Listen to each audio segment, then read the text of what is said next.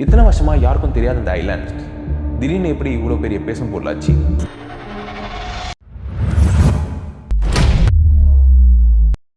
2005 ஒரு சின்ன police complaint file ஆகுது எப்ஸ்டீன் மேலே.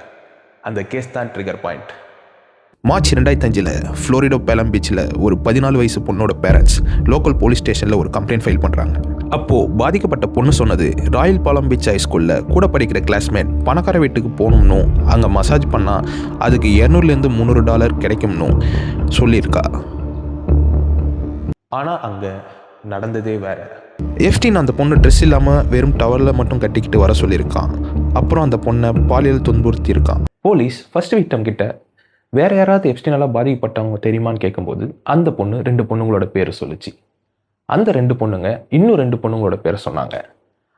அந்த 2 பொண்ணுங்க இன்னும் 2 பொண்ணுங்களோட பேரை சொன்னாங்க. இப்படி செயின் நிற்காம போனதை பார்த்து போலீஸே அதிர்ச்சி ஆயிட்டாங்க.